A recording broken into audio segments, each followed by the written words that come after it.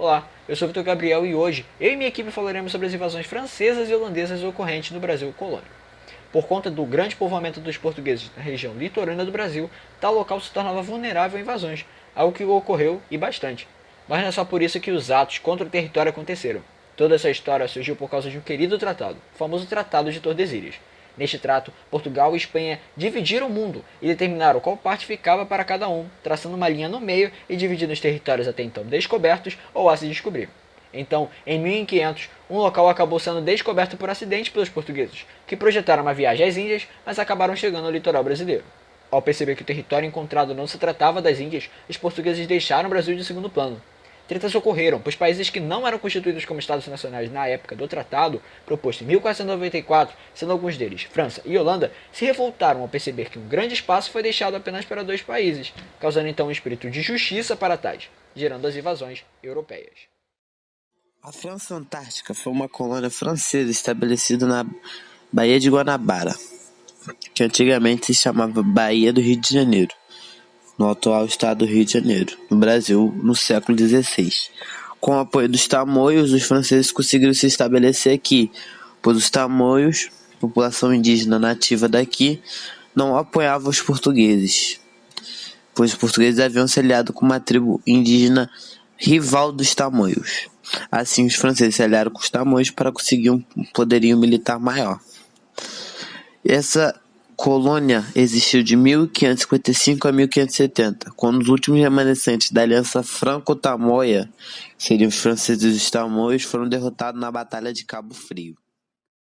Obviamente, os franceses não desistiram facilmente. Logo, ocuparam novamente o território brasileiro em 1612, na região de São Luís, atual capital do Maranhão, onde construíram um forte e fundaram a França Equinocial, representando assim a segunda tentativa dos franceses de se fixarem no Brasil. Porém, sua estadia não se prolongou por muito tempo, já que estavam enfraquecidos pelos recorrentes conflitos internos, fortemente afetados por disputas religiosas e debates teológicos. Com isso, Portugal estabeleceu uma expedição militar que derrotou e expulsou, mais uma vez, os franceses de seu território, em 1615.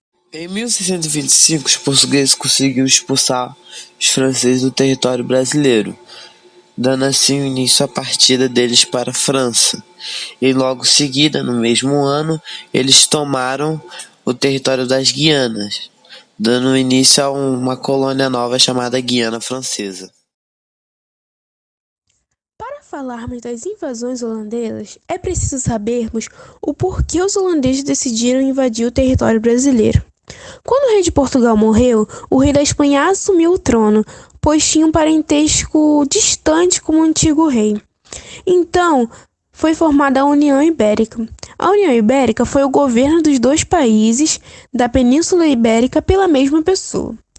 A Holanda tinha atuações no território brasileiro por permissão de Portugal. Como a Espanha não tinha uma relação tão boa com a Holanda, quando o rei da Espanha assumiu o trono, ele cortou relações com a mesma.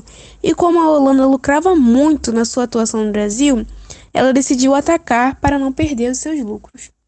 Então agora eu vou falar das invasões. Invasão holandesa na Bahia. Em 1624, os holandeses invadiram Salvador e dominaram depois de um dia, até porque não teve tanta resistência dos portugueses. Mas depois do domínio, os holandeses eram constantemente atacados e então pediram reforços que só chegaram em 1625. Mas depois de tantas guerras, os holandeses foram expulsos, ocupando somente um ano. Invasão holandesa em Pernambuco. Os holandeses não desistiram e foram para o Nordeste brasileiro. Conseguiram conquistar Vila de Olinda e Recife, que tiveram muita resistência dos portugueses, mas os holandeses permaneceram lá e foram expandindo, chegando a dominar do Sergipe ao Maranhão. A expulsão definitiva dos holandeses só começou em 1645, com a chamada Insurreição Pernambucana, que chegou ao fim em 1554, que finalmente libertou essa região da Holanda.